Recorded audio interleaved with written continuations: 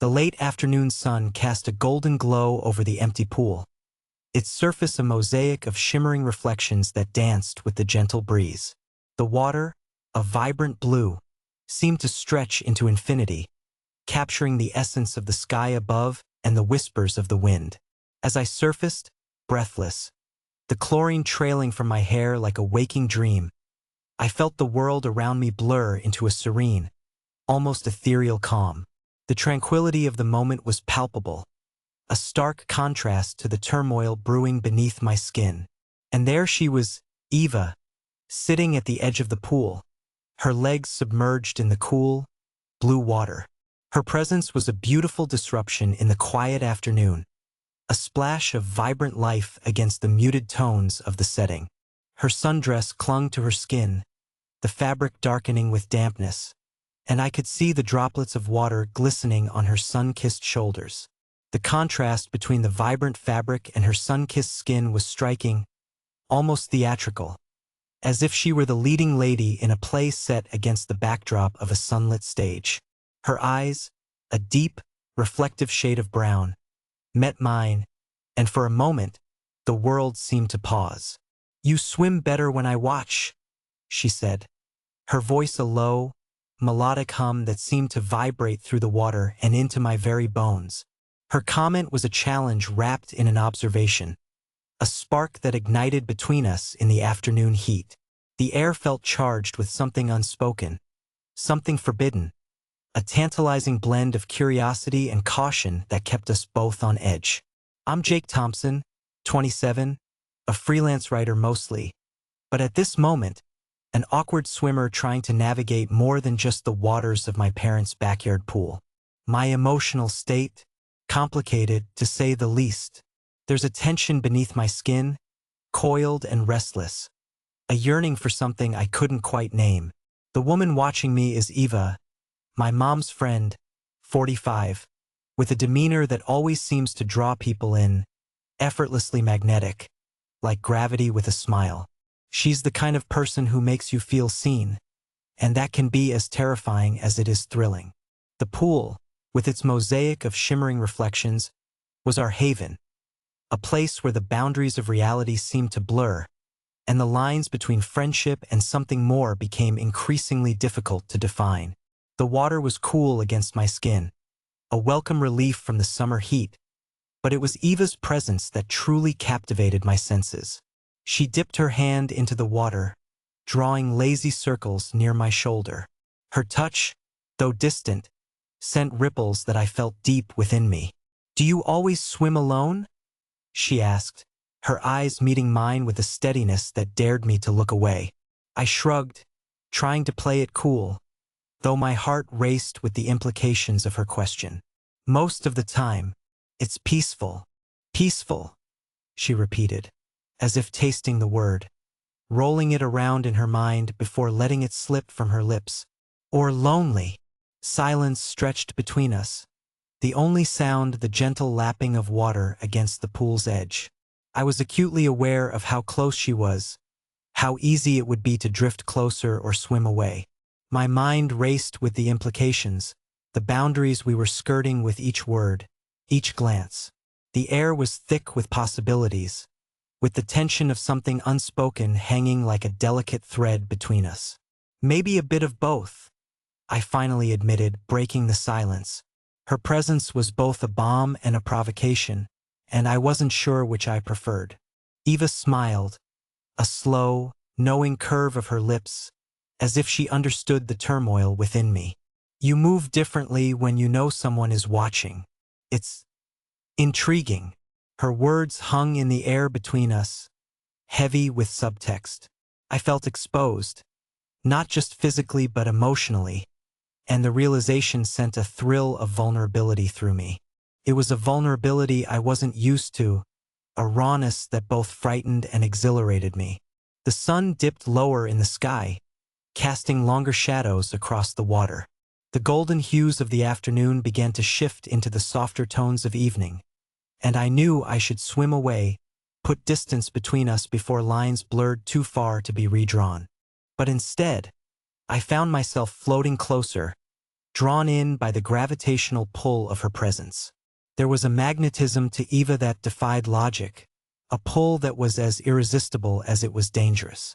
In the days that followed, our encounters became a pattern, a dance of proximity and restraint. Each visit to the pool was a chance to test the boundaries of our connection, to explore the depths of what lay beneath the surface of our interactions.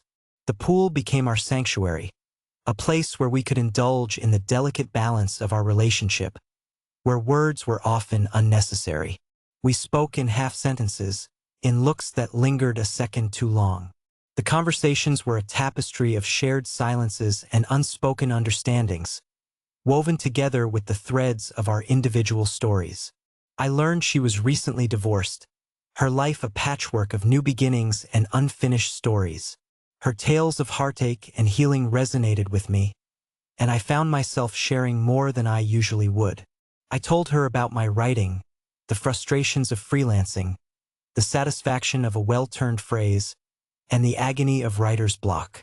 These conversations, filled with pauses and unspoken understandings, became the backdrop to our clandestine meetings. One evening, as the sky blushed with the colors of twilight, I found her already at the pool, her feet skimming the water's surface. The air was thick with summer's humidity, and the cicadas sang their symphony from the surrounding trees. The scent of blooming jasmine hung in the air, mingling with the smell of chlorine, creating a sensory tapestry that was both familiar and intoxicating. "Your mom almost caught me the other day," Eva said, her voice carrying a hint of amusement mixed with genuine concern. "I told her I was just checking if you'd left your phone out here." The idea of my mom discovering us, even in our innocent, albeit charged interactions, sent a jolt of anxiety through me. The stakes felt real and dangerously high, the thin line we walked each time we met becoming more precarious with each passing day. What if she had? I asked, the question heavier than I intended. The thought of losing these moments, these stolen glimpses of something profound, was a reality I wasn't prepared to face. Eva looked at me, her gaze steady. "Then we'd have to stop." The simplicity of her answer was both reassuring and disheartening. It underscored the precariousness of our situation, the thin line we walked each time we met. It was a reminder of the boundaries we couldn't cross, the reality that lay just beyond the edges of our shared oasis. "Do you want to stop?" I asked, the words escaping before I could reconsider. The question hung between us, a reflection of the internal conflict I faced each time I saw her. She hesitated, the pause pregnant with possibility. "No," she said finally, her voice barely above a whisper. "But we can't pretend this is without risk." The acknowledgement was sobering, a reminder of the delicate balance we maintained. Yet, even as we spoke of consequences, I could feel the pull between us intensifying, a magnetic force that defied logic. It was as if the universe itself conspired to bring us together, despite the impossibilities that surrounded us. One evening, as rain clouds gathered on the horizon, Eva arrived at the pool with a seriousness I hadn't seen before. The sky was a tumultuous canvas, dark and brooding, and the air was charged with an unspoken urgency. She sat close to the edge, the air heavy with the scent of impending rain and something else. A decision, perhaps, or a revelation yet to be shared. "I got a call today," she said, her voice steady but her eyes revealing a flicker of uncertainty. "An opportunity to move to Seattle. A fresh start." The words hit me like a cold wave, an unexpected shift in the current of our interactions. The thought of her leaving, of this fragile connection severed, felt like a loss I hadn't anticipated. It was as if the ground beneath me had shifted, leaving me unsteady and adrift. "When?" I asked, my voice tighter than I intended. The thought of her absence was a void I couldn't quite comprehend.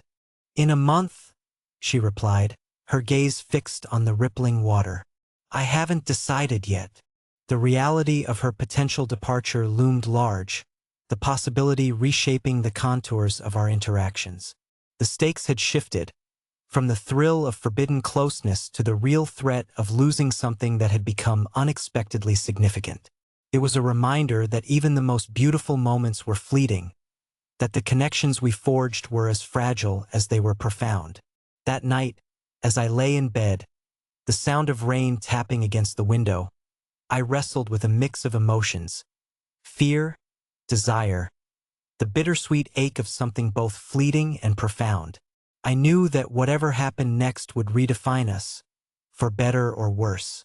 The thought of her leaving was a shadow that loomed over me, a reminder of the impermanence of life and the beauty that lay within its transience.